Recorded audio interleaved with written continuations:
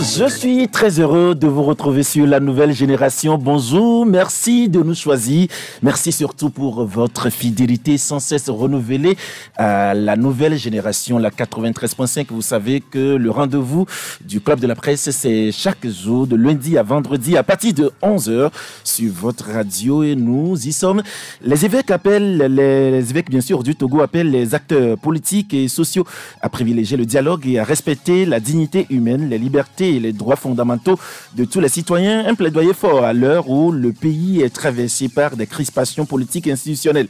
Reconnaissant envers les fidèles ayant répondu à leur précédent appel à la prière, les évêques renouvellent cette invitation à tous les Togolais. Ils exhortent chacun à cultiver l'amour au lieu de la haine, l'union au lieu de la division, dans un esprit de réconciliation nationale. Réunis à Lomé du 10 au 13 juin 2025 à l'occasion de leur 139e session ordinaire, les évêques du Togo ont adressé un nouveau message à la nation dans un contexte sociopolitique fait de tensions. La conférence des évêques du Togo a choisi de se prononcer de nouveau avec clarté, dénonçant les dérives qui menacent le tissu social et l'unité nationale. À l'issue alors de 4 jours de travaux marqués par la prière et le discernement, les prélats ont fermement condamné toute forme de violence, d'où qu'elle vienne, tout en s'insurgeant contre la culture du mensonge et de la désinformation qu'ils jugent incompatible avec les aspirations profondes des Togolais à un vivre ensemble harmonieux. Le sujet nous intéresse puisque le journal en ligne Togo Breaking News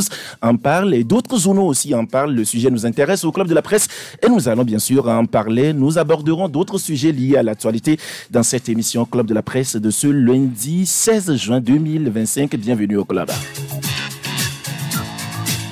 Pour la coordination de l'émission de ce jour, Michel Koko Vitog Tomega est à la mise en onde. Il assure également la mise en ligne de cette émission. Je suis Pascal Losso au micro. Nos salutations fraternelles à vous tous qui nous suivez partout au Togo grâce à nos radios partenaires. Radio Lumière à Anéro, Radio La Paix à Atakpame, Central FM à Sokodé, Sky FM à Badou, Radio Daoul à Bassa, Sama FM à Baga près de Niamtougou et puis Radio Coctoisie à Dapaon. Et là, vous comprenez que nous couvrons tout le Togo avec cette émission Club de la Presse. Vous avez aussi le privilège de nous suivre partout dans le monde grâce à nos différentes plateformes digitales, notamment notre chaîne YouTube et aussi notre page Facebook. Vous pouvez nous suivre aussi sur nos radios partenaires en ligne, Ibn Radio et Radio Le Bénin. Le Club de la Presse, c'est le décryptage, l'analyse, le débat sur l'actualité de notre pays, le Togo, du continent africain et aussi du monde entier. C'est avec mes confrères journalistes en studio avec moi. Nous sommes lundi et vous comprenez que l'équipe de lundi se met déjà en place. Jacques Diakouti, bonjour. Bonjour Pascal, bonjour aux auditeurs et auditrices de Canal FM. Partout où sont actuellement nos auditeurs, nous les saluons. Certainement ceux qui sont actuellement dans les hôpitaux, ceux qui nous écoutent dans les bureaux, au marché, un peu partout. Un salut fraternel aux uns ou aux autres. Et nous leur souhaitons une bonne semaine de travail. C'est vrai qu'il y a un peu le stress, mais je prie à ce que Dieu nous aide à ôter ce stress. Le stress se gère, donc que Dieu nous aide à gérer ce stress et inviter les Togolais et Togolaises que nous sommes, Pascal, à construire des ponts au lieu de construire des murs autour de nous. Essayons de construire les ponts pour que ces ponts-là puissent nous aider à mieux nous parler, à mieux communiquer, au lieu de nous entourer des murs infranchissables où les uns et les autres se barricadent. Il est important que nous puissions nous parler. Nous sommes les fils du pays, et nous avons besoin des uns et des autres. Et ce qui est plus important, dans ce studio ce matin, je constate effectivement cette harmonie, l'unité dont on peut parler, parce que moi je viens de Dapaon, Didier vient de Tablibo, mon ami personnel vient de, je crois c'est Palimé, et Pascal moi vient... je suis de Bamono. Bamono, voilà. Ouais, donc c'est vraiment... un melting pot de ce que nous devons être dans ce pays. Donc ma prière est que nous puissions avoir effectivement cette symbiose, cette harmonie. Construisons effectivement les ponts au lieu de construire les murs autour de nous. Merci beaucoup Jacques pour ce message constructif. Quoi de plus normal quand même qu'on ait toujours des hommes sages auprès de nous. C'est important pour recevoir toujours ces mots et ces messages alors de sagesse. N'est-ce pas Didier Assogba? Bonjour. Bonjour Pascal, bonjour aux auditrices, auditeurs de Canal FM, bonjour aux aînés. Et c'est d'ailleurs même, on n'a pas le choix, c'est la vie qui est ainsi faite et qui nous a obligés à construire plutôt des ponts autour de nous afin que d'où que nous soyons, qui que nous soyons, nous puissions véritablement collaborer les uns avec les autres, cohabiter les uns avec les autres. Et comme le studio et le plateau de ce lundi peut le témoigner aux yeux de tous les Togolais, nous sommes les enfants d'un seul et même pays. Peu importe voilà, la localité où le sort a décidé que tu naisses, il n'en demeure pas moins vrai que nous restons Togolais. C'est ce qui compte et Togolais doit primer d'abord sur toute autre considération, qu'on soit de voilà, d'où qu'on vient. Mais l'élément fondamental qui nous unit, c'est que partout où nous irons sur la terre, on te demandera tu es de quelle nationalité, tu diras que tu es Togolais. J'ai vu des Togolais à l'étranger être unis, des Togolais de la diaspora, s'appeler des frères, mais si vous imaginez que quelqu'un vient par exemple de Dapaon et que quelqu'un vient d'Aného et qui se retrouve à l'étranger qui s'appelle frère, cela devrait normalement donner des leçons à ceux qui ont une fois voyagé et qui reviennent au pays, qui vivent ici, que des petites semblances de différences que nous avons ne devraient pas normalement nous amener à nous détester et à détruire notre pays. Gaston Ketomania, bonjour. Bonjour Pascal. J'espère que vous allez bien. Nous rendons toujours grâce à Dieu. C'est l'essentiel. Oui, et saisissons cette tribune. D'abord pour dire que c'est au nom de la construction de ce pont dont mes prédécesseurs viennent de parler que je m'interroge sur l'absence prolongée de mon confrère et ami Uriel Enyang. Je ne connais même pas comment s'écrit son nom de famille, mais je m'en contrebalance du moment qu'il est citoyen togolais comme moi et que d'habitude les lundis nous nous retrouvons ici pour débattre, peu importe la divergence de nos points de vue. C'est d'abord un humain, un citoyen togolais et c'est au nom de ces deux attributs que je m'inquiète de son absence prolongée. Il faudrait bien que nous fassions le nécessaire pour comprendre, parce que c'est vrai, c'est dur partout, mais je ne sais pas si c'est au nom de cette dureté de la vie qui se fait si discrète depuis un moment. Je vais rebondir pour rappeler que au moment où nous avions sorti ce sujet, je crois qu'on n'était pas au studio. Habituellement, quand des clients auprès des banques n'arrivent pas à honorer les prêts qu'ils ont contractés alors qu'ils ont mis peut-être en hypothèque leur immeuble et autres. Quand vient le moment, les banques ne portent pas de gants pour écrire sur les murs comme quoi la maison a été reprise auprès du propriétaire et que c'est désormais une propriété de la banque. De la même manière, quand pour une fois, une banque, pour des pratiques jugées très anormales, a été condamnée par une instance supra-communautaire, supranationale, je veux dire, il faudrait que très rapidement, les autorités et aussi la Banque centrale veillent à ce que cette banque-là aussi s'acquitte de la condamnation ou alors du montant pour lequel elle a été condamnée. Je veux parler spécialement de l'UTB qui, depuis, hébergeait appelons ça des crabes, des agents qui ponctionnent des fonds sur les comptes de certains clients. Mais on dit souvent, tous les jours pour le voleur, un jour pour le propriétaire. Donc, ils ont eu le malheur de tomber sur un client qui ne voulait pas se laisser faire. Si en première instance, il avait eu raison auprès du tribunal de commerce, la cour d'appel avait essayé de faire un virage à 180 pour donner raison à cette banque. Heureusement que le gars, très tenace et teigneux, s'est retrouvé auprès de la CCJA à Abidjan. Et depuis le 16 mai, il a eu gain de cause. Et à ce jour, l'UTB doit des fonds à ce client. Mais alors, au cas où l'UTB tardait à s'exécuter, parce qu'après cette décision, c'est insusceptible de recours.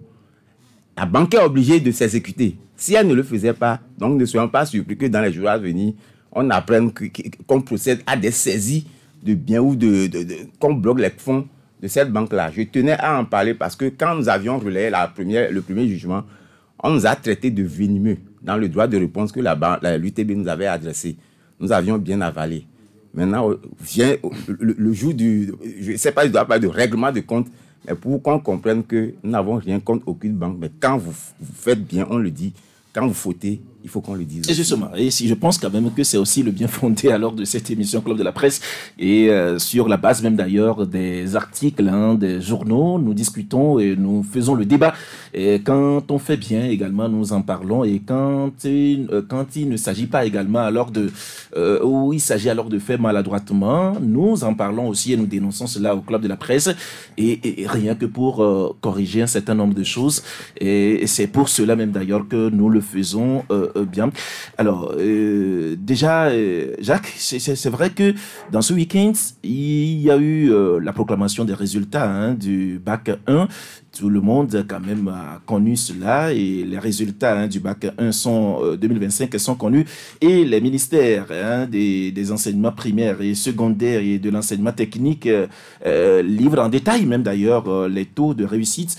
Alors on retient un taux de réussite global de 60,49% pour l'enseignement général et 60,11% pour l'enseignement technique. Et sur le sujet, le journal Togo Matin titre bien sûr ce matin Bac 1 2025, la plupart des séries dépassent 50% de taux de réussite. Et là, c'est quand même quelque chose à féliciter, Jacques. Merci Pascal. Je voudrais d'abord passer par ce canal pour féliciter effectivement les enseignants, ceux qui ont donné le meilleur d'eux-mêmes pour que les enfants puissent avoir ce résultat. Également le ministère de l'enseignement primaire et secondaire, je voulais parler du ministre Kokoroko et ses collaborateurs, l'ensemble des professeurs et l'ensemble également des inspecteurs. Il faut reconnaître qu'un travail a été fait et nous, en tant que parents, quand un enfant réussit, c'est toujours également une joie parce qu'on ne peut pas avoir un enfant que vous envoyez à l'école, Pascal, pour échouer. Le vœu de chaque parent, c'est que son enfant réussisse. Et donc, merci au corps enseignant. Et merci également, vous savez, il y a les enseignants que nous appelons des répétiteurs qui viennent également à la maison pour aider les enfants. Et c'est le lieu également de dire également merci à ces répétiteurs. Merci aux parents, c'est-à-dire à papa et à maman, et qui ont veillé sur la scolarité des enfants. Ce n'était pas du tout un pari gagné, Pascal. Compte tenu du contexte, vous le savez, ce n'était pas du tout aisé que les parents déposent les enfants chaque matin. Mais au finish, il y a eu l'examen. Les résultats ont été proclamés. Comme je l'ai dit tout à l'heure, pour ceux qui n'ont pas réussi, ce n'est pas la fin du monde, Pascal. Il faut toujours s'armer du courage. On peut aller à une guerre, et soit c'est l'arme qui tombe ou bien soit c'est la personne. Mais ce que nous constatons ici, les enfants ne sont pas tombés, les enfants sont là. Espérons que l'année prochaine, il y aura plus encore d'ardeur dans la vie de ces enfants-là pour qu'ils puissent réussir. Demain, je crois que c'est le bac 2 justement qui démarre. Je voudrais profiter de l'occasion pour souhaiter bonne chance à tous ces candidats. Et bonne chance également aux élèves sur toute l'étendue du territoire. Ma prière qu'ils composent en bonne santé et qu'ils aient effectivement cette force à pouvoir composer à la fin, que les résultats soient au rendez-vous.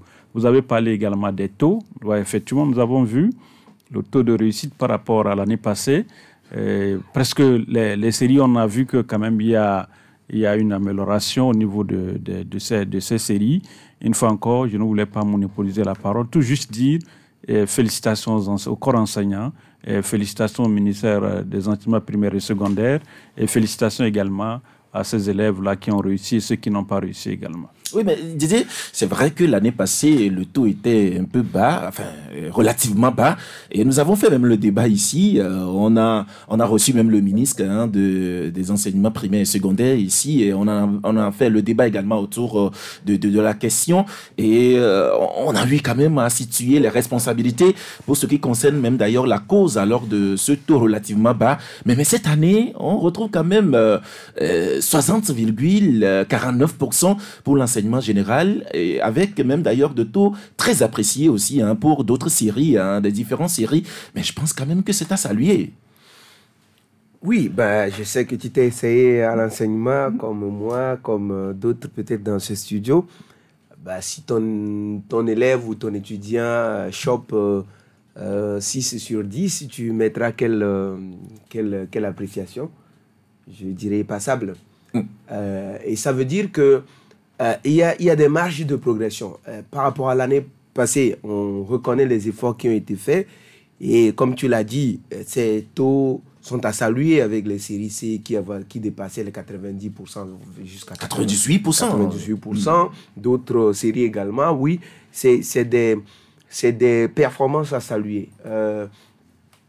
Pour les différentes séries, des séries qui se retrouvaient au top des tops, c'est des performances vraiment au niveau des sciences, au niveau du côté de la technique aussi. On a vu des séries assez compliquées comme les TI, les F3, l'électricité et d'autres, la mécanique et tout ça, qui avoisinaient également des taux autour de 90-80%.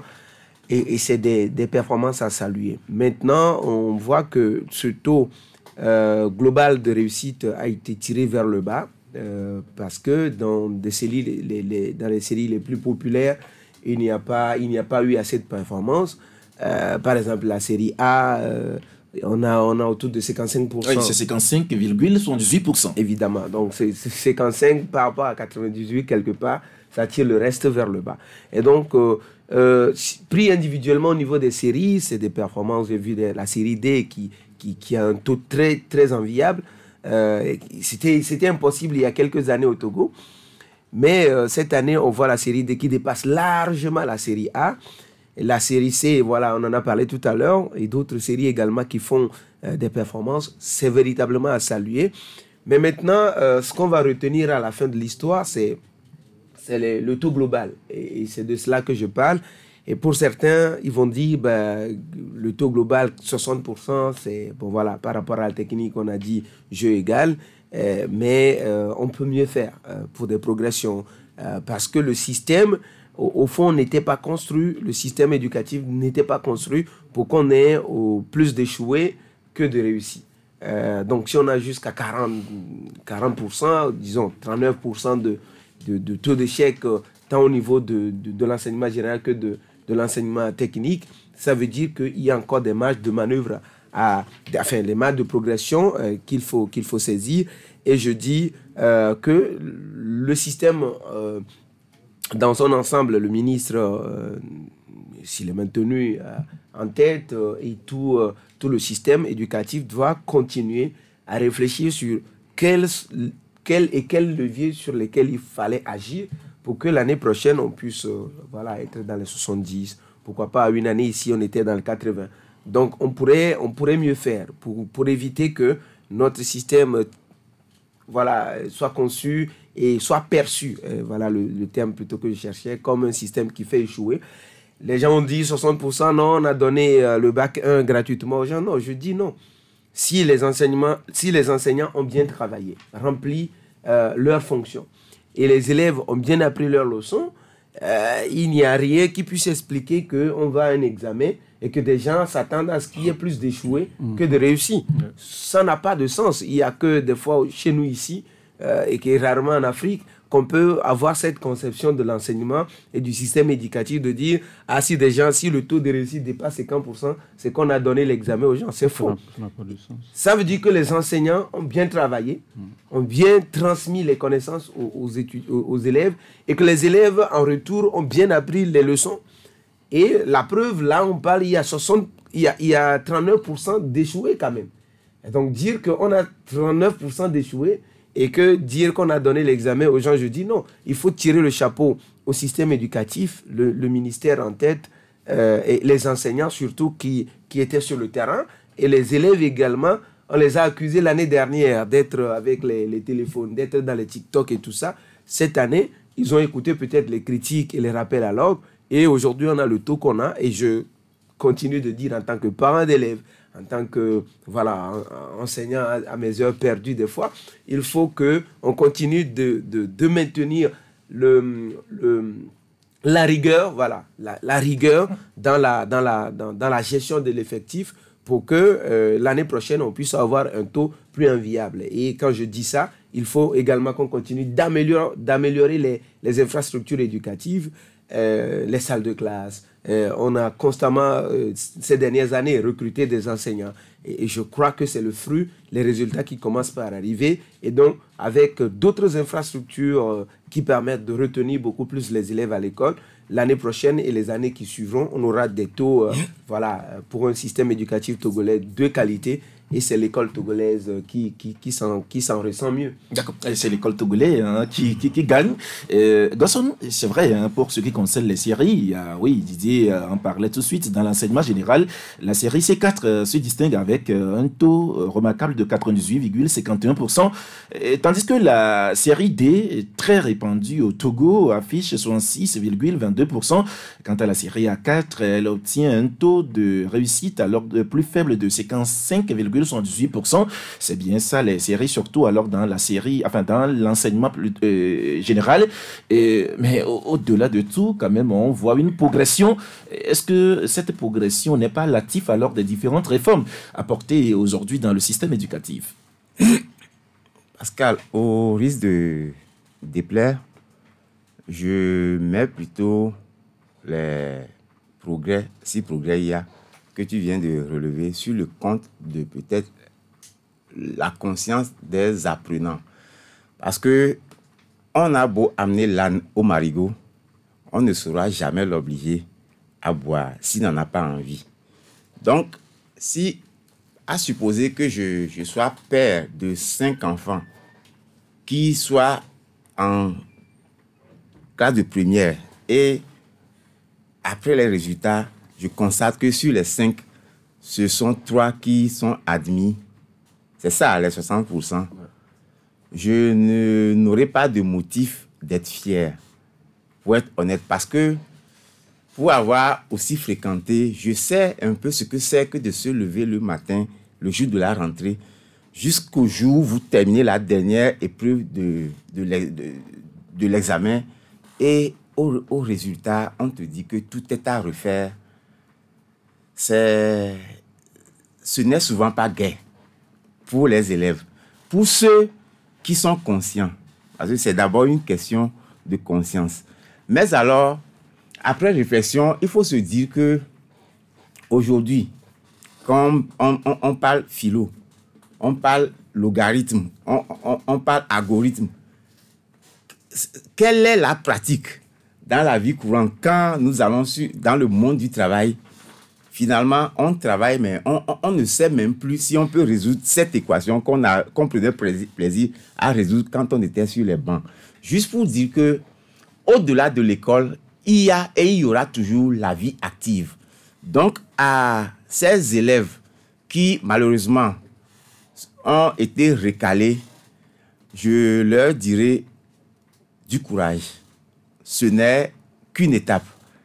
Qu'ils s'arment de résistance pour, sinon arrêter, du moins reprendre l'année prochaine et avec plus d'abnégation afin qu'au bout, il y ait le succès. Donc, revenant au système éducatif et au corps enseignant, je ne vais pas jeter l'opprobre sur le corps enseignant. S'il ne s'était pas donné, s'il n'avait pas transmis les vraies connaissances, on n'aurait même pas ce taux-là. Donc, je ne peux que les encourager à mieux faire, surtout à donner l'opportunité aux élèves qui, en classe, quand le maître finit d'expliquer, bien qu'ils n'aient pas compris, ils n'ont pas le courage de lever encore le doigt parce qu'ils ont peur d'être la risée des autres. On dira, nous avons compris. Qu'est-ce que toi, tu n'as pas? Non, non. il faut qu'ils aient le courage, quand ça ne rentre pas, de lever le doigt, d'approcher les enseignants qui sont là pour leur transmettre la connaissance. Ils vont trouver une formule pour rehausser eux aussi leur niveau afin que au bout, il y ait la joie dans tous les foyers. C'est un expérimenté qui parle. Merci, Gosson. Oui, Jacques, c'est vrai, restons toujours dans le sillage alors, de l'enseignement par rapport à ce que Gosson vient d'évoquer, surtout concernant la manière dont on apprend un certain nombre de choses à l'école, mais dans la vie courante, on a des difficultés justement à appliquer cela alors dans la vie courante. Mais là, on a justement l'impression de savoir quel est justement l'élève que l'école de la République veut vraiment former, c'est-à-dire la vision qui est sur cet élève de l'école de la République. Vous savez, on en a toujours parlé dans ce studio. On a évoqué toujours la question des curricula au niveau de nos écoles, et nos lycées, les CEG, et surtout aujourd'hui avec la technique qui est également là. Vous savez, il est important aujourd'hui que... Bon, c'est vrai que le ministre Kokoroko avait commencé quelques réformes au niveau du ministère de l'Éducation nationale. J'ai suivi un peu à l'intérieur du pays l'ancien ministre de l'enseignement technique qui est parti. J'oublie son nom. Le ministre Tiapé. Pas Tiapé, lui, il est là. Voilà. Odin. Voilà, Odin Koko, Odin. Oui, j'ai suivi un peu à l'intérieur du pays par rapport à... Ils étaient en train d'expérimenter, voilà, un autre enseignement, c'est-à-dire que au niveau de la fabrication, au niveau également de l'invention, et vous vous rappelez qu'il y a même des prix qui ont été donnés à certains élèves au niveau de l'hôtel Sarakawa dans le temps. Donc je crois que c'est des choses quand même qu'il faut encourager. Il faut que nos enfants arrivent aujourd'hui à innover. Et quand vous prenez aujourd'hui l'intelligence artificielle, Pascal, je vous dis que quand vous suivez un peu, vous sentez qu'aujourd'hui, l'intelligence artificielle tend à remplacer l'homme. Mais cela ne sera pas possible. Ça, il faut qu'on se dise la vérité. L'intelligence artificielle ne pourra jamais remplacer l'homme. Mais il est important aujourd'hui qu'on puisse apprendre aujourd'hui à l'enfant ce que l'enfant peut faire. Vous voyez aujourd'hui certains enfants qui sont doués dans l'informatique. Vous prenez votre enfant aujourd'hui, lorsque vous avez des soucis au niveau de votre portable, l'enfant prend, il vous débloque ça, vous vous posez des questions. Mais comment finalement ton enfant vient t'apprendre des choses? Il a appris ça où? Ou bien il a appris ça où? Vous êtes souvent étonné. Donc je crois qu'aujourd'hui nous avons quand même des génies en pépinière. Il faudrait aujourd'hui qu'avec les curricula que nous enseignons aujourd'hui au niveau des écoles, que ces curricula permettent aujourd'hui à l'enfant, lorsqu'il quitte par exemple l'école, Pascal, et que peut-être il a son diplôme, qu'il puisse se prendre par exemple en charge. Il est important aujourd'hui, quand vous prenez même notre agriculture, Pascal, j'ai suivi souvent le Togo envoyer certains en Israël, d'autres vont en Égypte, certains vont au Maroc, mais Pascal, quand ils reviennent, nous constatons que c'est comme s'ils ne sont pas valorisés. Et cela crée toujours un problème au niveau de notre agriculture. Donc il faudrait aujourd'hui que les curricula que nous avons aujourd'hui soient adaptés à la réalité, aux réalités que nous sommes en train de vivre aujourd'hui. Parce que vous ne pouvez pas dire à un enfant aujourd'hui, quand vous l'enseignez au niveau de la technique, d'utiliser la daba pour, par exemple, avoir 10 sacs à la fin de l'année. Nous sommes au 21e siècle, quand même. Donc, ce n'est pas possible. Vous voyez, donc, vous ne pouvez plus enseigner ça à l'enfant à l'école. Donc, il faut quand même essayer de revisiter, essayer de revoir ces curricula, les adapter à la réalité aujourd'hui du monde, c'est-à-dire à la réalité que nous sommes en train de vivre. Je parlais de l'agriculture aujourd'hui. Quand vous prenez par un pays comme Israël, il ne pleut pas assez. Mais Pascal, quand vous allez dans ce pays-là, vous constatez qu'ils ont assez... Quand on parle de la récolte, ils en ont. Parce qu'ils ont adopté une agriculture qu'on appelle une agriculture goutte à goutte. Nos compatriotes vont là-bas, ils étudient, ils reviennent. Donc il faudrait aujourd'hui, comme je l'ai dit, qu'on essaie d'adapter nos réalités au curricula effectivement de nos enfants. D'accord. Nous allons quitter justement l'enseignement, mais ce qui est sûr, on aborde un autre sujet. Un sujet concernant justement quand on prend les évêques du Togo, ils ont été à l'école et ils ont également appris beaucoup de choses à l'école et ils observent aussi la vie sociopolitique alors du pays, ils se prononcent de temps en temps. Vous les avez écoutés quand ils se sont prononcés entre-temps. Maintenant, ils se sont prononcés encore sur l'évolution de la vie sociopolitique politique alors du pays. Vous en faites cas également alors dans votre journal, Togo Breaking News. Et c'est vrai, vous écrivez bien sûr que les évêques appellent les acteurs politiques et sociaux à privilégier le dialogue et à respecter la dignité humaine, les libertés et les droits fondamentaux de tous les citoyens. Et c'est un plaidoyer fort à l'heure où le pays est traversé par des crispations politiques et institutionnelles. Comment vous appréciez cette sortie alors des évêques ou de la conférence des évêques du Togo? Toujours lucide, toujours juste et comme des observateurs de la vie publique et comme, on va dire, des pairs de l'autre côté de par leur position sociale et comme aussi des médiateurs entre les différentes couches sociales. Vous savez, à l'église se retrouve tout le monde. Des gens qui se bagarrent, des gens qui ne s'aiment pas, des gens qui ne s'apprécient pas, qui ne veulent même pas se voir. Mais le dimanche ou un autre jour, ils se retrouvent tous à l'église, soit pour des raisons religieuses, soit pour les funérailles. Quelqu'un perd quelqu'un, vous vous retrouvez aux funérailles, des fois même avec les pires ennemis. Vous vous retrouvez, des fois, vous êtes obligé de vous saluer, de s'asseoir dans les mêmes bancs à l'église et tout. Et les prélats observent tout ça. Et ils sont un peu comme des médiateurs de la société, des différentes couches sociales. Et donc, quand un pays traverse des situations compliquées et des moments de crispation, il va de soi que des hommes de Dieu, eux aussi citoyens du pays, puissent se prononcer justement sur ce qui se passe dans le pays et qu'ils puissent apporter leur avis et leur perception sur ce qui se passe et renvoyer les uns les autres devant leurs responsabilités.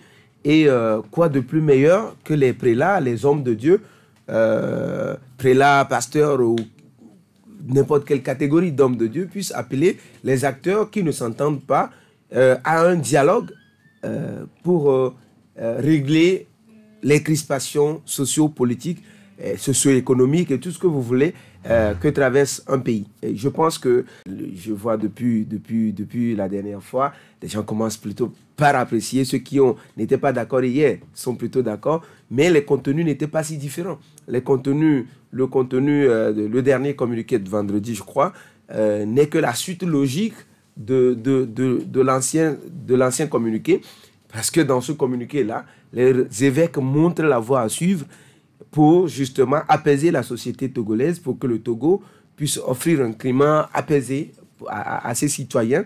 Et les évêques se sont prononcés également sur les derniers événements qui ont eu lieu, les manifestations notamment de la nuit de 5 au 6 et les jours suivants.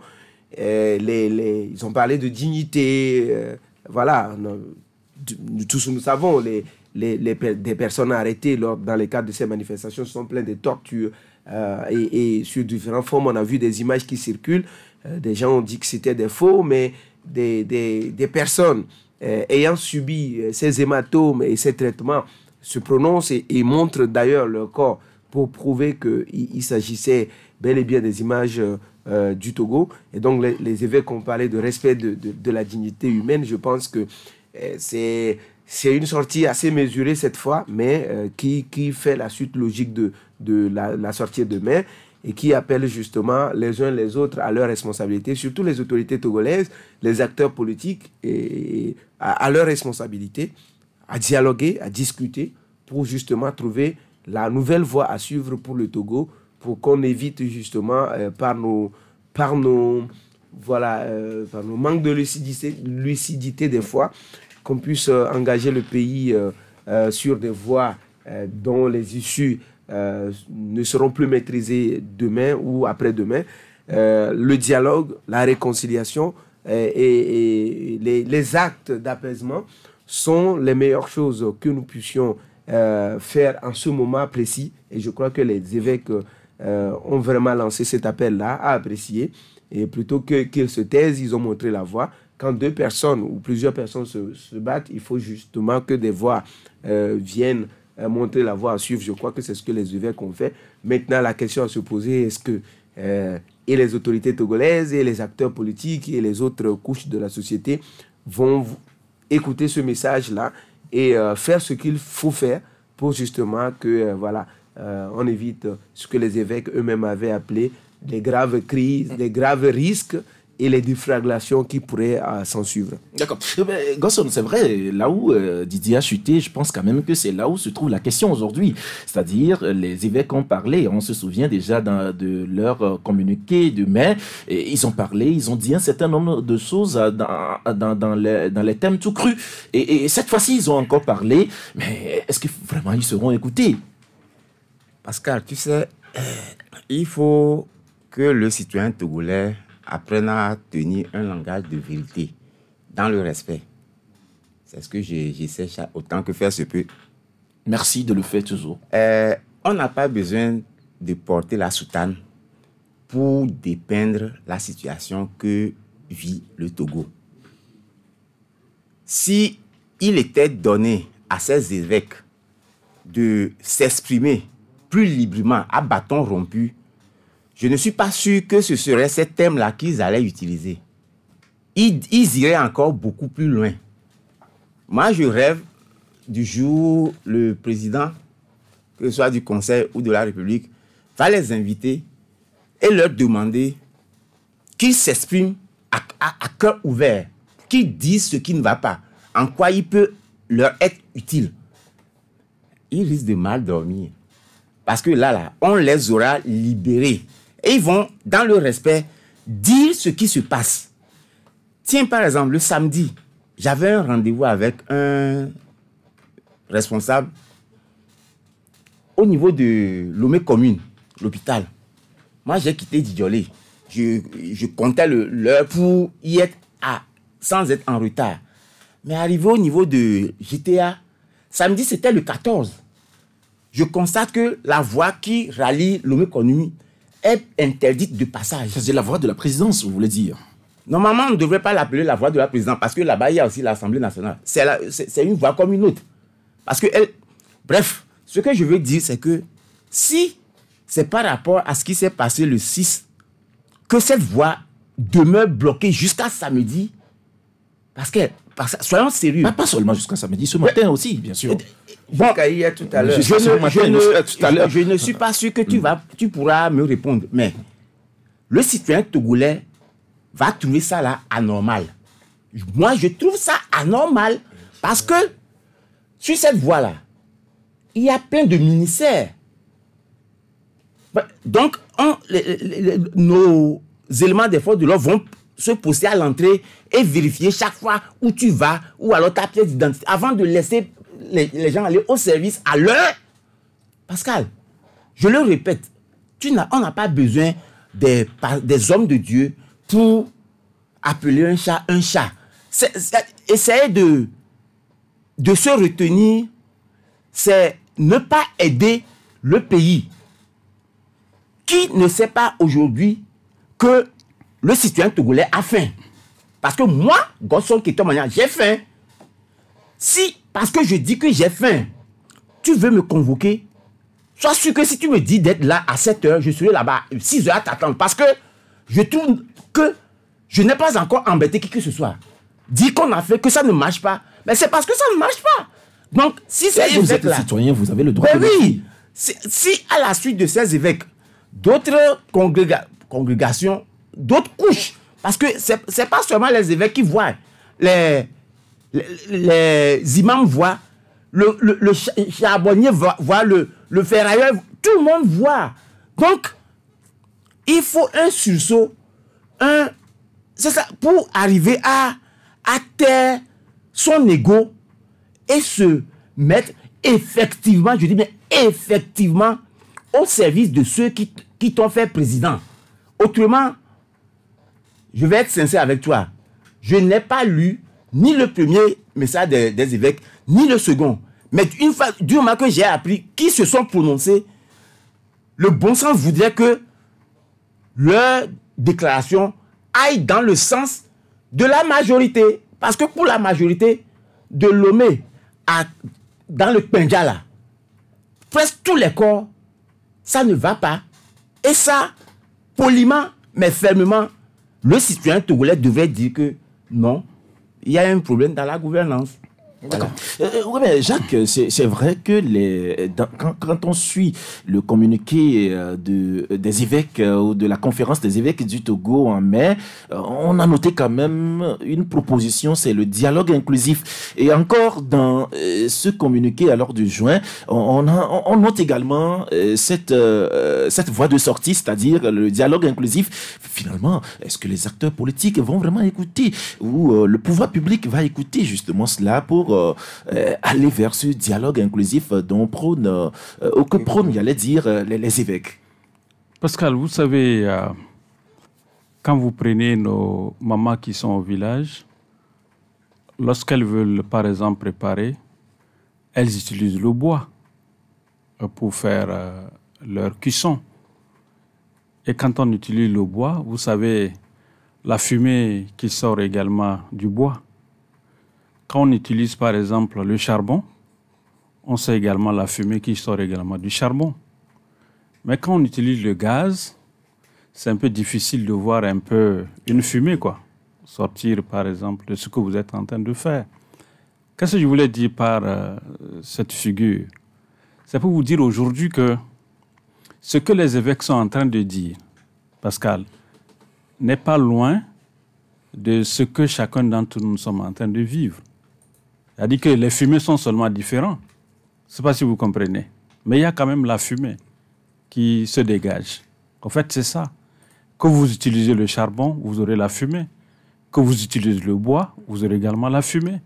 C'est pour vous dire que tout ce que les évêques ont dit, c'est-à-dire que c'est un vécu quotidien que chaque Togolais connaît déjà.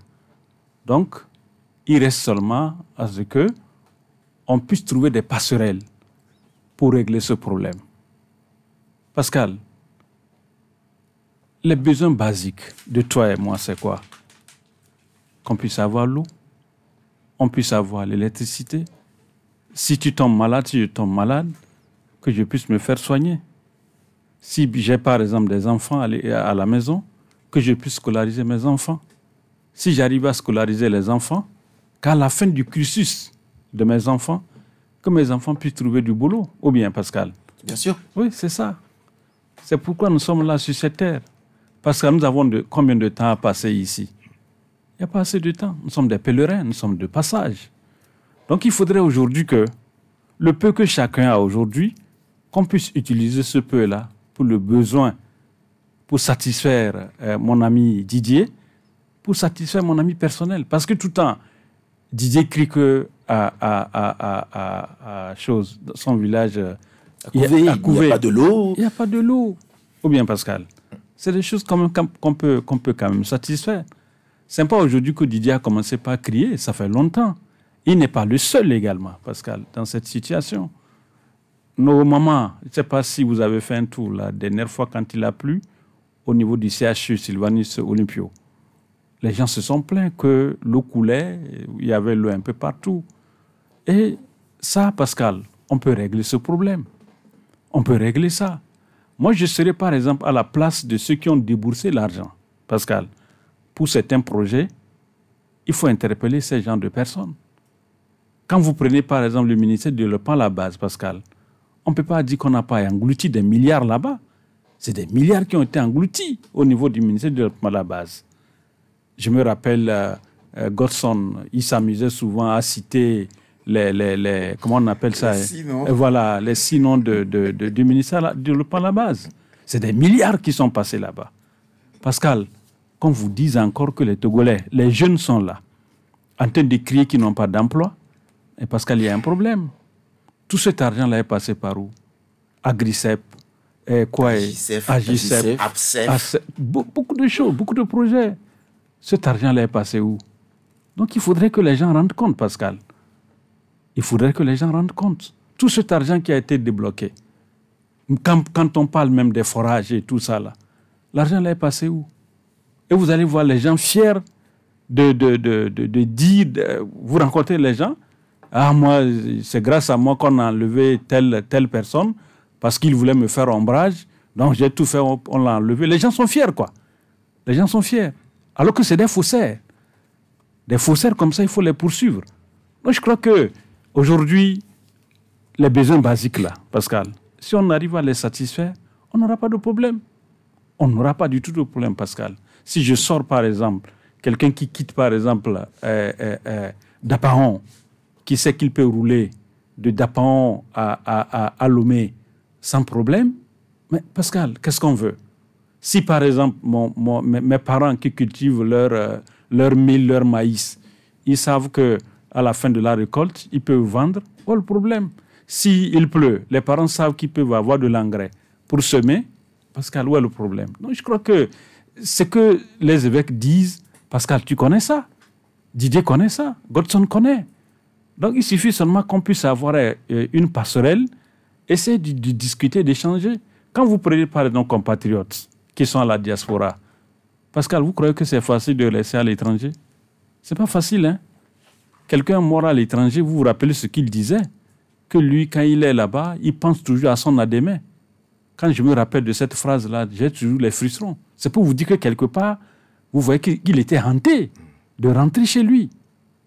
Hein? Il était hanté d'avoir son adémé jusqu'à ce qu'il est mort, il n'a pas eu son adémé. Donc, je crois que Pascal, il n'est encore tard pour mieux faire. Essayons de trouver des passerelles. Déjà, les prélats ont commencé. Utilisons certains passerelles, on règle les problèmes et on avance. D'accord. D'accord.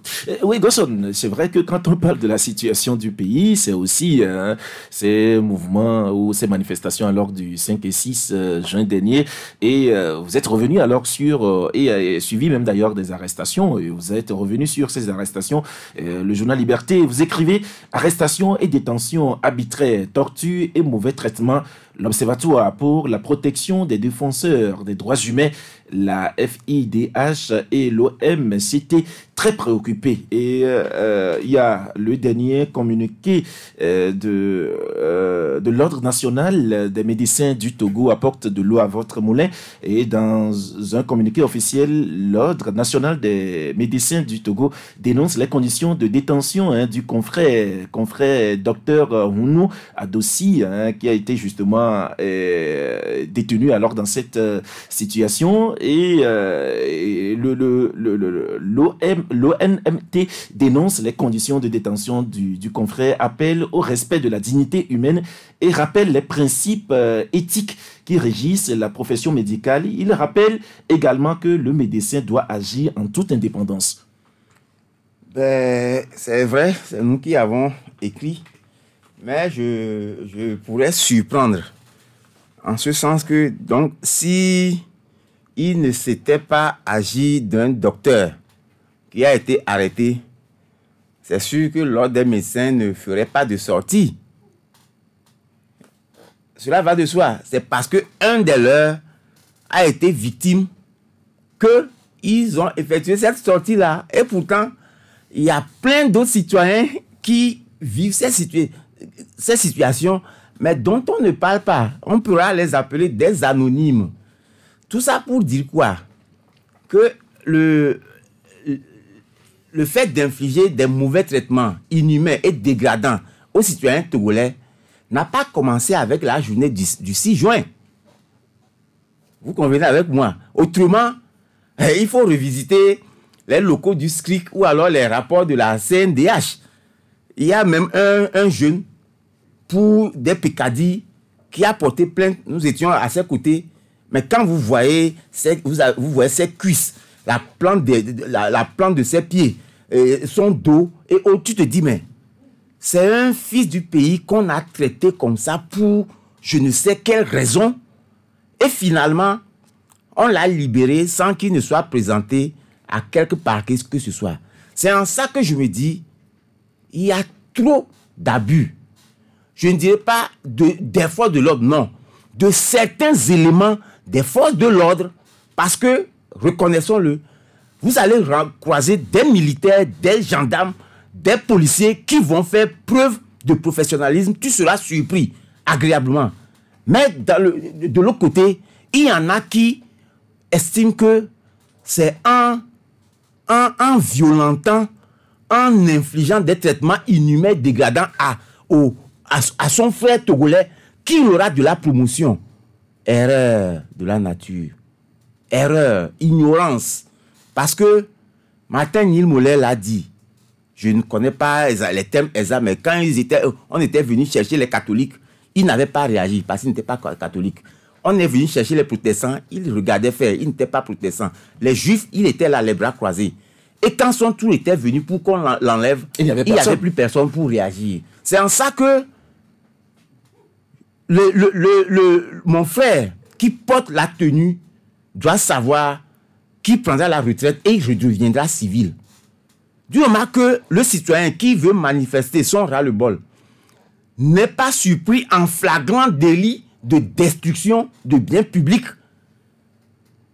je comprends pourquoi Gosson ne peut pas porter la tenue militaire. Parce qu'il y aura des ordres que je ne pourrai jamais exécuter. Mais alors, ce serait la tôle.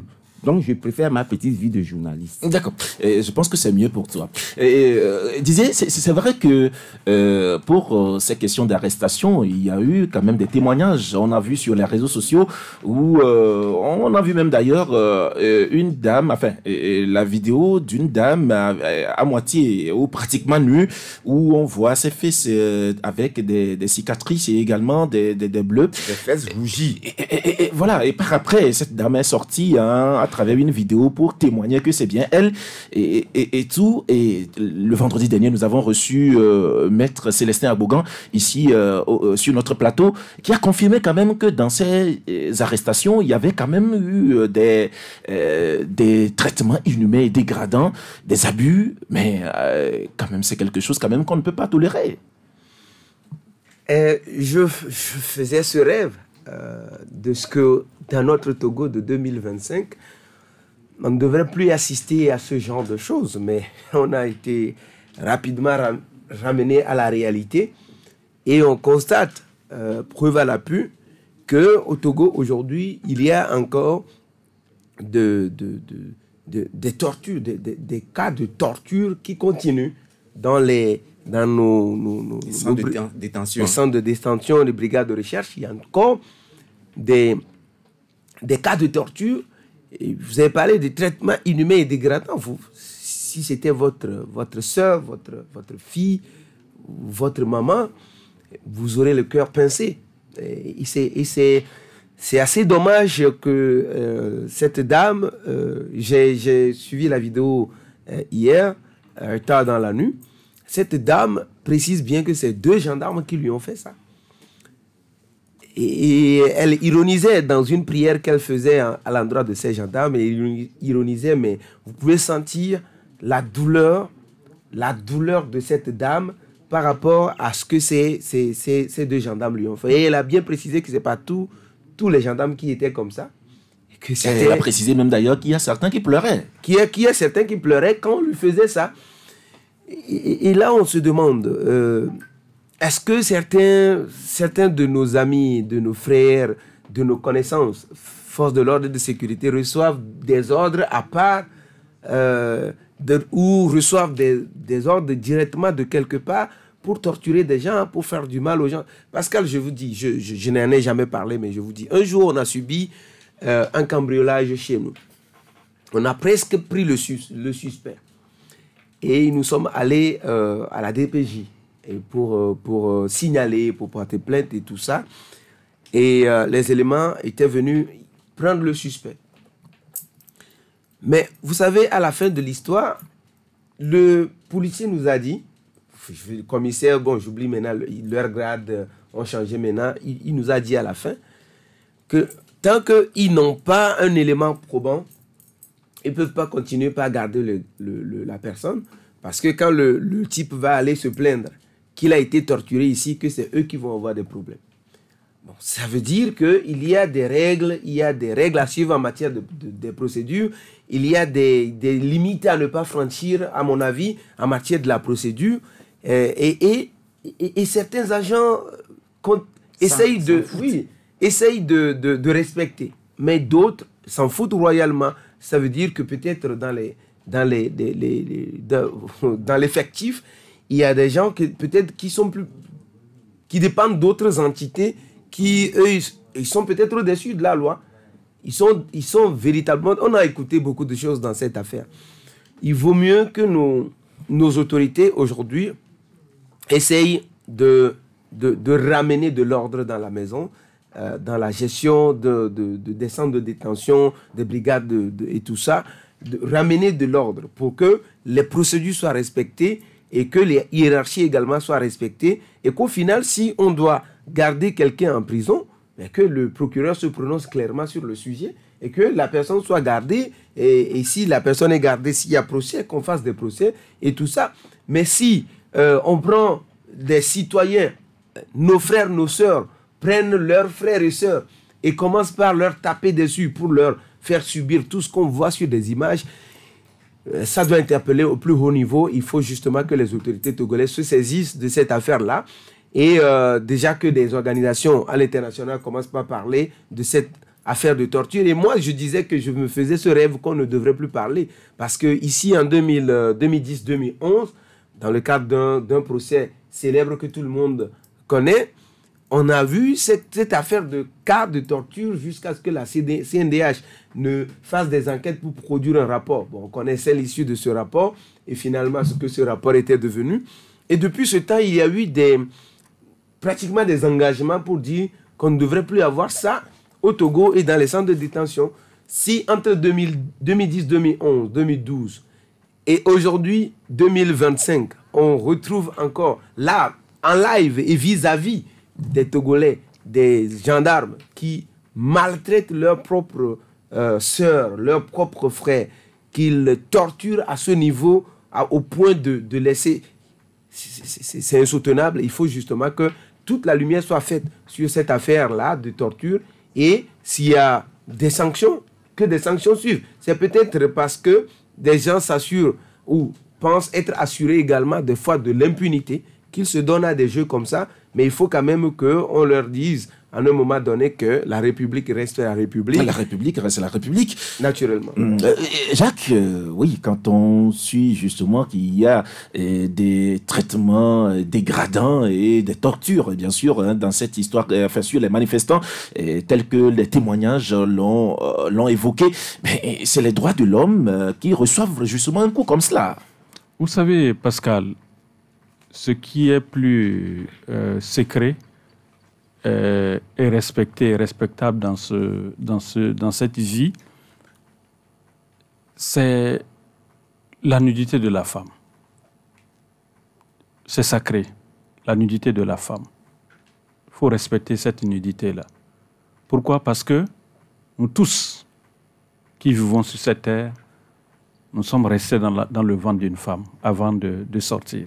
Donc c'est sacré, il faut respecter. Moi, je voudrais personnellement inviter le ministre de la Sécurité, le colonel, je crois que c'est Maguluba, oui. à enquêter au niveau de ce commissariat-là. Est-ce que c'est vraiment les gendarmes qui ont frappé les gens? Il n'y a qu'à diligenter vraiment cette enquête-là pour voir, est-ce que c'est vraiment les corps habillés qui ont fait ça? Parce que, il va y avoir un autre corps qui... Non, c'est une question que je pose. Parce que, Pascal, je ne peux pas imaginer... On connaît un peu le niveau des gendarmes. Hein. Ce ne sont pas des ramassis. C'est des gens qui ont quand même étudié. On ne peut pas dire que quelqu'un, en face par exemple d'un être humain, celui qui a été à l'école, qui est diplômé, puisse se comporter comme ça. C'est pourquoi je lui demande d'enquêter. Il n'a qu'à sincèrement enquêter. Il n'a qu'à prendre le temps de voir ce qui s'est réellement passé. Parce qu'il y a eu un cahier de présence pour ceux qui étaient là. Ce jour, il peut vérifier le cahier. Il peut vérifier pour voir ceux qui étaient là. Quels sont ceux qui étaient au poste le jour-là? Et qui diligentent une enquête. Et si c'est vraiment les gendarmes,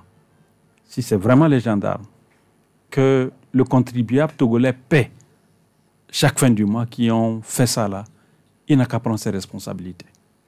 Pascal, que le ministre Maguluba prenne ses responsabilités pour l'histoire et se dire que quelqu'un qui a eu le courage de frapper une femme comme ça, mais si c'est vraiment un homme qui a fait ça, lui, il ne mérite pas une femme à la maison.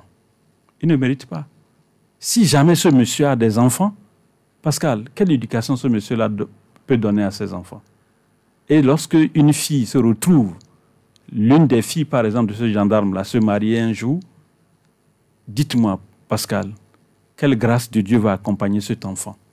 Il y a des choses qu'on ne fait pas sur cette terre, hein, c'est la vie.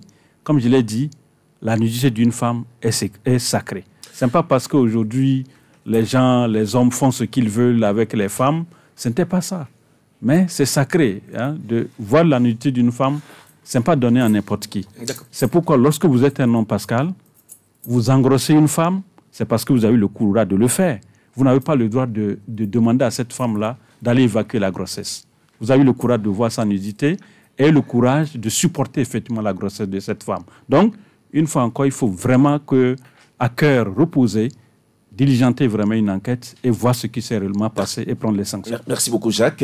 Nous allons terminer ce débat avec ce sujet. Gosson, c'est bien sûr vous qui écrivez sur le sujet. Je voudrais quand même que vous nous donniez un peu plus alors d'explications. Vous écrivez « Construction de 4 usines de traitement d'eau. La SPO et la directrice de l'AFD accusées d'être noyées dans une pratique frauduleuse ». Oui. Ils sont noyés dans une pratique frauduleuse parce que c'est la conclusion à laquelle le comité de règlement des différends, un des organes de l'autorité de la commande publique, est arrivé. Initialement, c'est une plainte qui émane de Dame Nyasimbe Eyadema et Sodome. C'est ce que la décision a mis. Donc, Nyasimbe Eyadema et Sodome. Vous citez justement le nom. Littéralement, je n'invente rien. Justement. Donc, qui pensait faire annuler une décision. Mais, au bout, les investigateurs sont allés au-delà pour découvrir que le maître d'ouvrage, qui est l'Agence française de développement, après avoir proposé une liste de sous-traitants à l'entreprise attributaire, est revenu pour imposer parmi cette liste-là, une entreprise française portant le nom de Engin. Et pourquoi?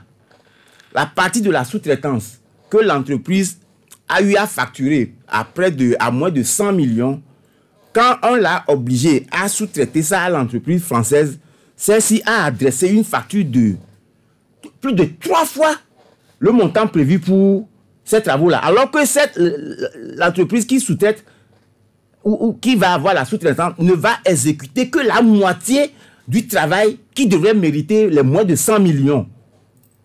Pourtant, parce que c'est l'AFD qui finance, elle s'est permise d'imposer une société un cabinet de sous-traitance à l'entreprise attributaire, ce qui viole les termes de la commande publique, pour que les citoyens en sachent davantage, qu'ils fassent le sprint pour s'arracher les numéros de liberté. D'accord, ça je le sais. Je connais un peu le dossier. Justement, vous connaissez le dossier. Oui, comme il a dit, c'est quand même dommage ce qui s'est passé dans ce dossier.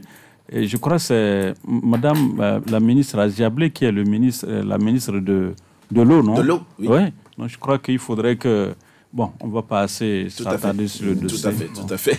Mais merci beaucoup, chers confrères. Nous allons maintenant donner la parole à nos auditeurs. Je sais qu'ils s'impatientent à rentrer en ligne pour participer à ce débat avec nous. Et c'est sur nos 2 numéros, 90 86 35 35, 91 36 63 75. Mais ils peuvent nous écrire aussi sur notre numéro WhatsApp 90 45 78 57. Mais bien avant, nous faisons un clin d'œil à ceux qui font vivre cette émission.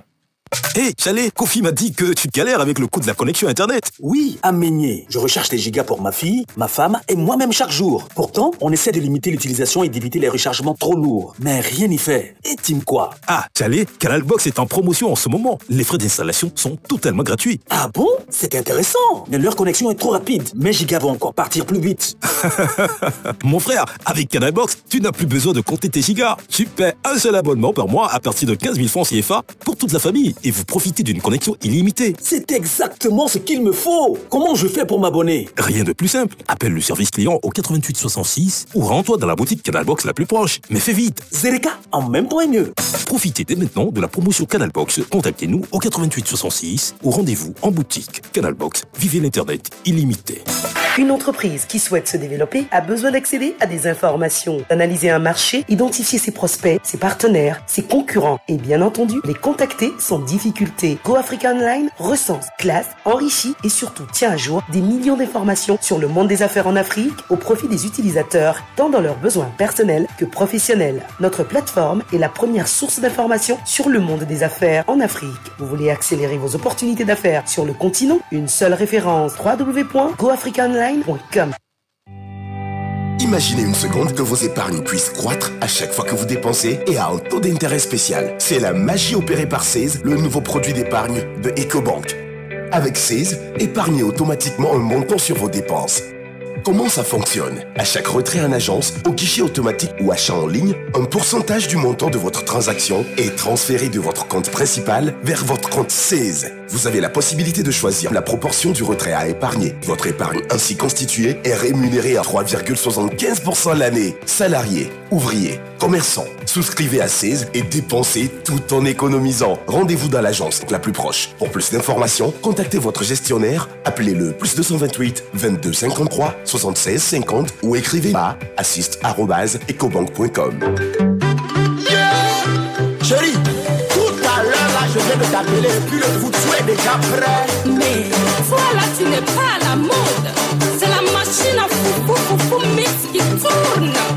Vous l'avez réclamé, alors Foufou Mix prolonge pour vous sa spéciale promo avec de grosses surprises en bonus. Du 16 au 30 juin 2025, réservez le Foufou Mix Mini à 120 000 francs CFA au lieu de 160 000 francs CFA et recevez-le en septembre 2025. Et ce n'est pas fini. Sur la même période, réservez les modèles ménage et professionnels avec une réduction de 100 000 francs CFA pour une livraison en septembre. Le modèle professionnel vous revient donc à 250 000 francs au lieu de 350 000 francs CFA. Waouh! Mini, ménage ou professionnel, le Foufou Mix de votre choix est désormais à portée de main. Ne manquez pas cette occasion exceptionnelle. Pour toute information, contactez-le 90 78 72 30. 90 78 72 30 ou le 97 55 28 28. 97 55 28 28.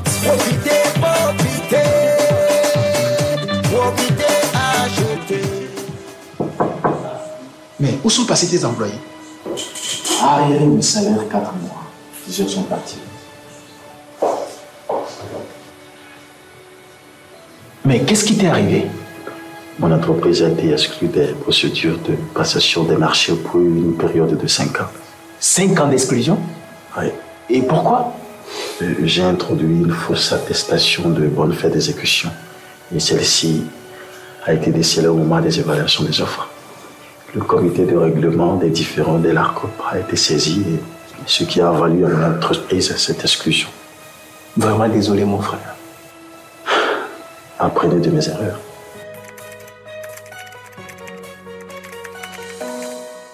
Avec l'ARCOP, on avance dans la transparence. Haut de gamme de Canal Boutique, votre magasin de prêt-à-porter où vous trouverez tout article vestimentaire homme. Pour le renouvellement de votre garde-robe, pour votre mariage ou autre cérémonie, vous trouverez ce qu'il vous faut à haut de gamme de Canal Boutique. Costumes 2 ou 3 pièces, saharienne, blazer, pantalon chemise, ceinture, chemise et chaussures, le tout de qualité supérieure. À haut de gamme de Canal Boutique, passez les commandes des articles pas disponibles en magasin. Vous aimez du beau? Alors faites-y un tour. À Canal Boutique, vous y trouverez de la qualité. Canal Boutique, boulevard du 13 janvier, en face du feu tricolore et du terrain nu de la Lolato. Contact 90 77 97 07. 93.5 Canal FM. Nous nous ouvrons à vous. Vous pouvez nous appeler au 90 86 35 35 91 36 63 75. Vous pouvez nous écrire aussi sur notre numéro WhatsApp 90 45 78 57. C'est bien sûr sur ce numéro que vous pouvez nous écrire. Nous avons notre premier auditeur en ligne. Allô, monsieur Pascal, bonjour. Bonjour, comment vous allez? Ah, ça va, à la Togolaise, mais nous avons grâce à Dieu. C'est Évangéliste Senghor. Voilà, c'est lui-même. J'interpelle tous les Togolais de prendre patience. Vous savez, quand Dieu commence quelque chose, il va l'acheminer. Bon, monsieur Pascal, je salue mon grand frère Jacques Diakouti et tous les autres frères. Bon, j'ai 3 interpellations. Oui, Senghor. Ouais, mon frère. Il semble que votre radio à côté de vous fait un peu de bruit. Je suis en pleine ville là, j'ai un petit truc là, bon, vous m'excusez. D'accord, allez-y rapidement. Ça va aller. Bon, la première interpellation, c'est mon grand frère Fogna Soudé. Depuis que la situation a commencé, s'il vous plaît, si c'est qu'il est d'un homme comme nous avons tous les organes. Nous sommes des hommes, ce n'est pas les animaux au Togo. Il faut qu'il sorte, s'il vous plaît. Étant un papa, si je deviens papa, parce que sans la population, lui n'est pas là en tant que président, ou PC, il faut qu'il dise quelque chose. Bon, deuxième interpellation. Je ne sais pas si vous connaissez le colonel de la gendarmerie anti-gang. Bon, je ne sais pas s'il a une fois entendu parler de Narcisse Djoua au Togo ici. Mais l'affaire était quoi? Catastrophique. C'est mon frère Djoua. Donc, tous ceux qui sont des amis, parce que mon frère Dakouti disait tout à l'heure que si réellement c'est un gendarme qui a des diplômes, qui a été à l'école, a pu agir de telle sorte. Moi, je vais dire tout à l'heure que ces gens-là doivent être démis de leur fonction. S'il vous plaît. Tapez une pomme d'une manière. C'est une honte pour le Togo et c'est une honte quand même pour le PC Fogna Sindé. Tapez une pomme, immédiatement c'est le colonel qui était là et il se tait. On donne des ordres pour taper une pomme. Il doit être démis. Ceux-là qui étaient le jour-là doivent être démis de leur fonction. Si je le dis en tant qu'un serviteur de Dieu. Deuxièmement, troisième interpellation, allez-y rapidement. Oui. Troisième interpellation, il faut que nous savons que c'est notre cher Togo. Nous devons quand même savoir que nous devons nous aimer. Il faut la restauration de la justice togolaise. Il faut que notre justice soit renouvelée. Pour que les juges qui sont là, ils ont prêté serment devant Dieu et devant les hommes, qu'ils sachent que dans toute chose, il y a un retour. Il y a un compte à rendre à Dieu. Merci beaucoup, Évangéliste Senghor, pour votre intervention. 90 86 35 35. Allô? Bonjour, Canal FM. Oui, bonjour, comment vous allez? Très bien. Votre nom, c'est? Bon, je voudrais dire ceci. Oui, s'il vous plaît. Pardon, mon nom, c'est Ayao de Zanguera. Ayao de Zanguera, allez-y. Bon, nous sommes devant un adage qui dit que la raison du plus fort est toujours la meilleure. M. Diakouti a dit tout à l'heure que M. Maguila n'a qu'à prendre ses responsabilités. Il ne prendra aucune responsabilité. Et tout le monde le sait. Nous sommes dans une autocratie. L'ordre est donné depuis quelque part. Et ils ont exécuté. Il ne prendra aucune responsabilité. Ni même personne ne prendra une responsabilité que ce soit. Donc, nous sommes devant la raison du plus fort, qui est toujours la meilleure. Bonne journée.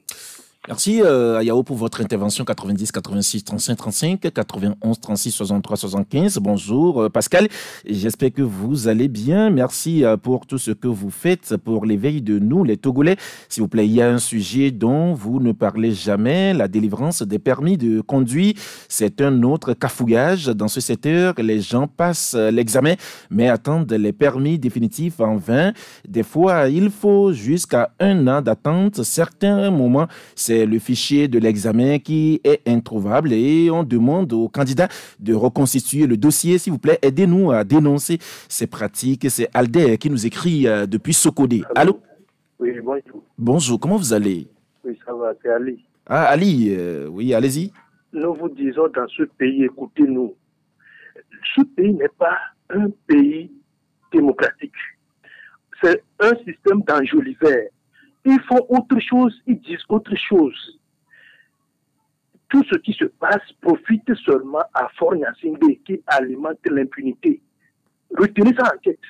Ali, oui. Ali, j'aurais voulu vraiment que vous vous prononciez sur les sujets débattus. Oui, nous avons débattu alors des sujets, Ali. Oui, les tortures infligées à ces femmes, c'est dû au fait que Fogna Sindé veut éterniser au pouvoir et a donné l'ordre de faire peur aux populations en torturant ces capturés.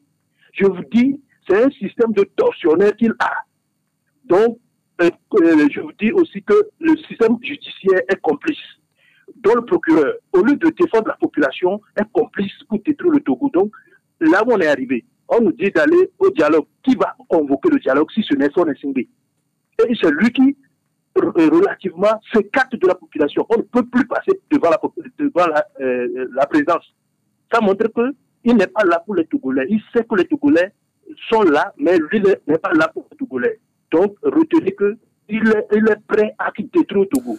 Merci pour votre intervention, Ali. Bonjour, Club de la Presse. Merci pour vos éclairages.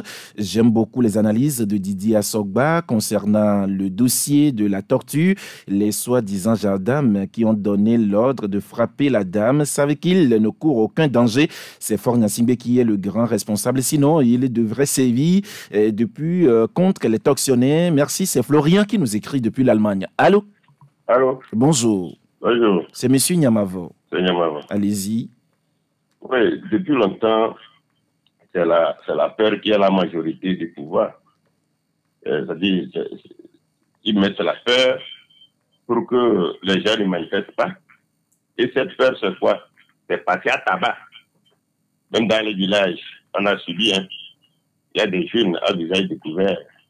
Là, à toi, tu parles de l'opposition. Hein?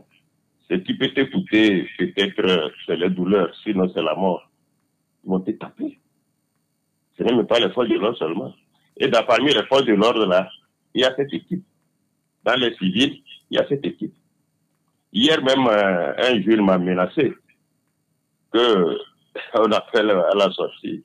Il sortit, on va voir. Qu'on ne va jamais taper, c'est pourquoi nous voulons sortir. Ils sont prêts à nous mater. Donc c'est comme ça, le pouvoir a structuré ça comme ça.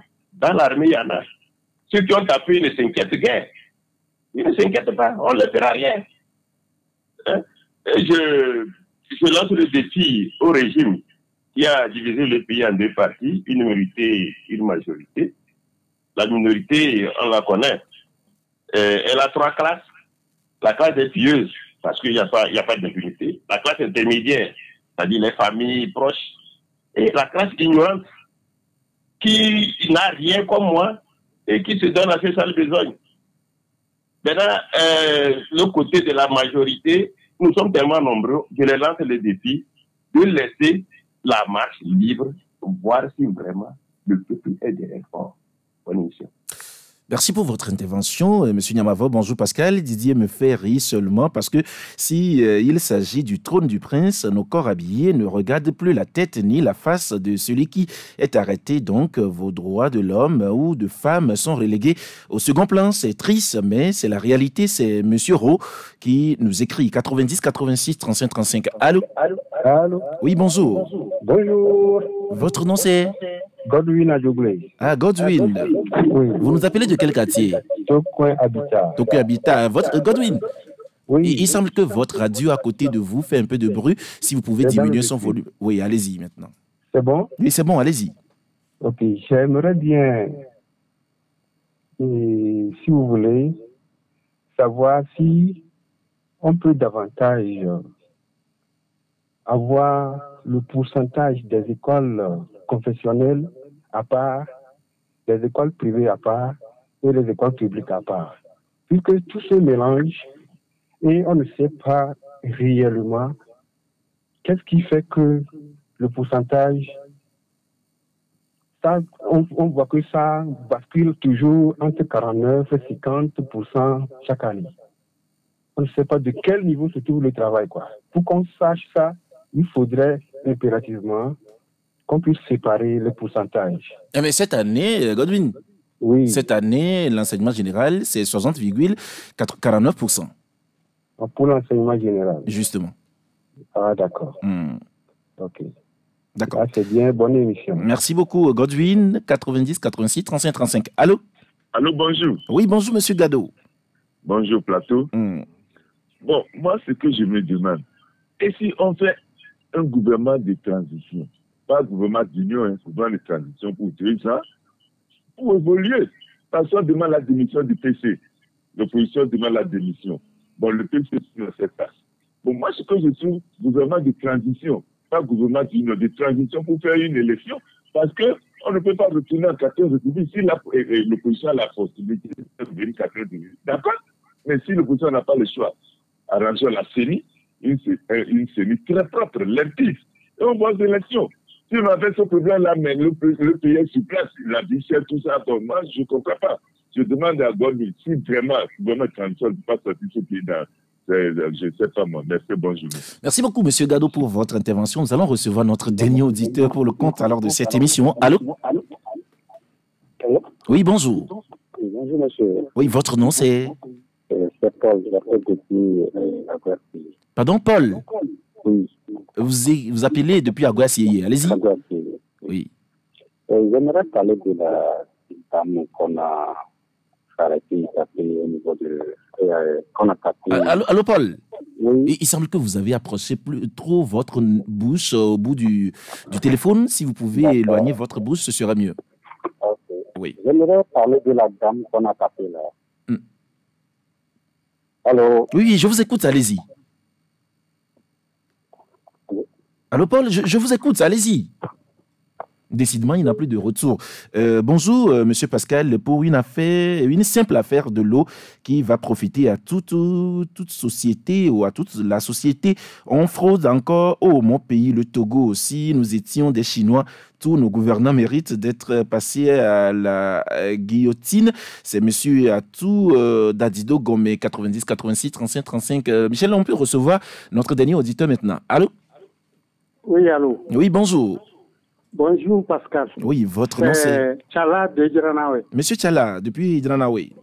Allez-y. Je ne suis pas de retour, mais c'est pour vous dire que tout ce qui se passe dans ce pays depuis 92, nos politiciens n'ont qu'à penser à une amnistie générale.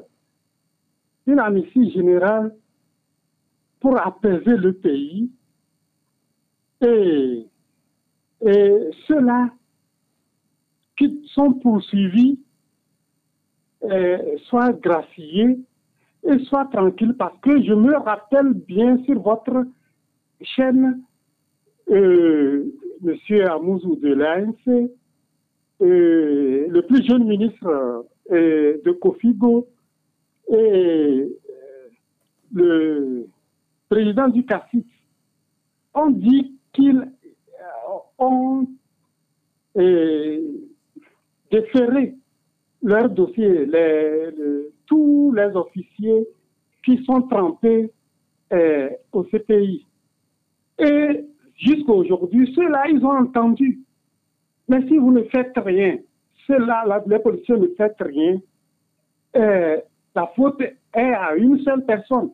Parce qu'au Bénin, nous reconnaissons que le prélat en 92 a tapé sur la table et il a demandé à tous les politiciens de se calmer. Il a pacifié le pays avant il n'a pas poursuivi.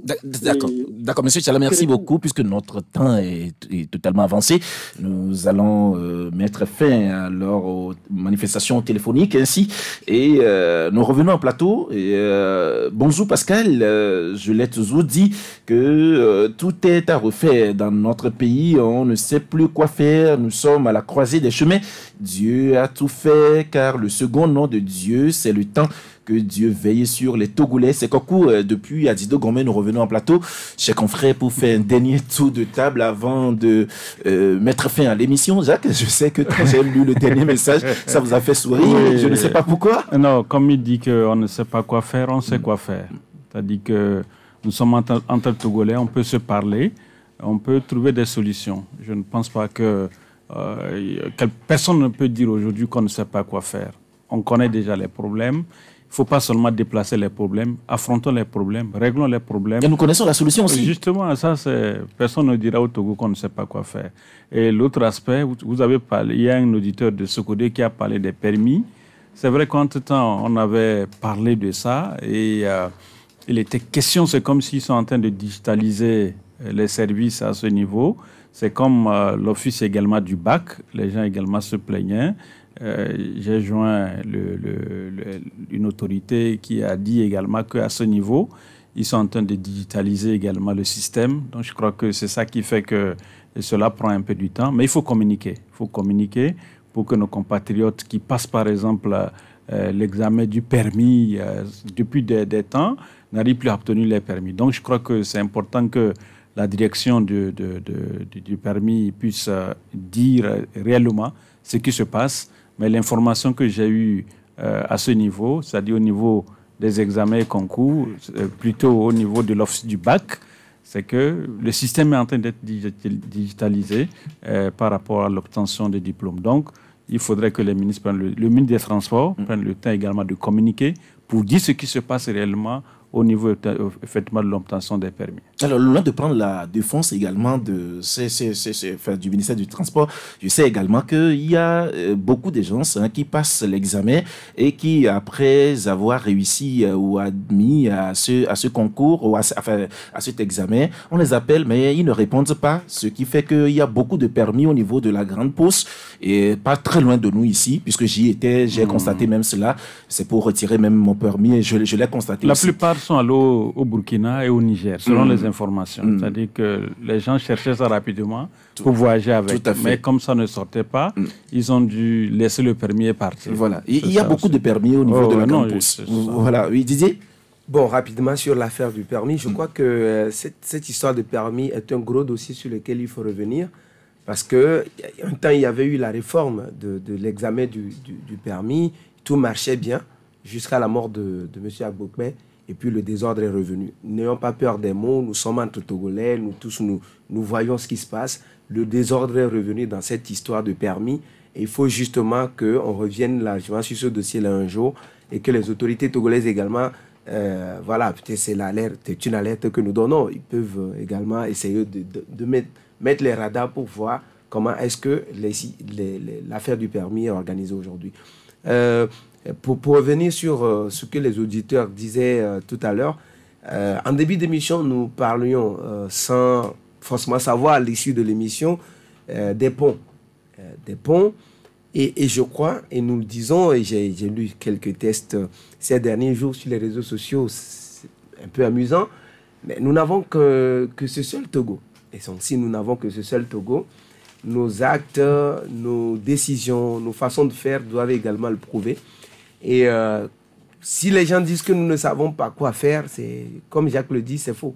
L'homme étant la mesure de toutes les situations, si nous voudrons que le Togo soit beaucoup plus apaisé demain, que le Togo se comporte mieux demain, que le Togo se développe mieux demain, je crois que ça dépendra de chacun de nous et surtout de ceux qui aujourd'hui ont en main les leviers du pays. L'homme est la mesure de toutes les situations. Donc, si aujourd'hui les gens disent que ça ne marche pas, on ne va pas accuser quelque chose d'autre. Il faut accuser les hommes. Si ça marche mieux aujourd'hui, ce sera au crédit de quelqu'un ou des hommes qui font mieux. Donc, nous savons quoi faire si nous voulons mieux. Nous voulons que notre Togo soit mieux demain, que le Togo se développe mieux demain, soit apaisé demain. Chacun à son niveau et à son âme et conscience sait quoi faire, à moins qu'on ne veuille pas le faire. Merci Didier. Oui, Gosson, rapidement. Non, c'est juste pour dire que par rapport à la voie dont j'ai parlé, que tu nommes voie de la présidence, il faut qu'on c'est communément appelé ainsi. Hein. C'est tous les citoyens qui en bénéficient. Peu importe leur appartenance politique. Donc, comme c'est fermé là, ça dessert tout le monde. Ça desservit plutôt tout le monde. Est-ce qu'on a dit que c'est fermé? Si c'est fermé, il faut qu'officiellement on communique à la population pour qu'on sorte un communiqué pour dire que cette voie est fermée. Si c'est une mesure temporaire, que ça soit une mesure temporaire. Mais moi, je ne veux pas admettre que ça soit fermé parce que c'est une voie qui nous aide. D'abord qu'on a moins de routes secondaires. C'est ça. Dans la capitale. Et ça nous donne assez de raccourcis. Si c'est fermé, il faut qu'on sorte un communiqué pour dire avec la population. D'accord. Merci beaucoup, Godson, Keton Magnan, du journal Liberté, d'être passé dans cette émission. Merci, Didier Assoba, du journal. Vous êtes directeur de publication du journal Togo Berké News, journal en ligne, bien sûr. Merci d'être passé. Merci à Jacques Zakouti d'être passé alors dans cette émission. Vous êtes analyste politique et également consultant média. Merci d'être passé dans cette émission. Merci à vous tous qui nous avez suivis puisque nous sommes à la fin de cette émission. Merci à vous qui nous avez appelés aussi pour vos diverses contributions à ce débat. Michel Kokou, Vitok Betomega, merci à toi pour la mise en onde alors de cette émission et merci à vous tous. On se retrouve déjà demain à partir de 11h pour un nouveau numéro de l'émission Club de la Presse. Appelez-moi Pascal Ossou. Au revoir. Cette émission vous a été offerte par la bière Wachsteiner, aussi nommée Sikavi, une bière internationale d'origine allemande depuis 1753. Distribuée au Togo par la SNB. Wachsteiner, la vie dorée.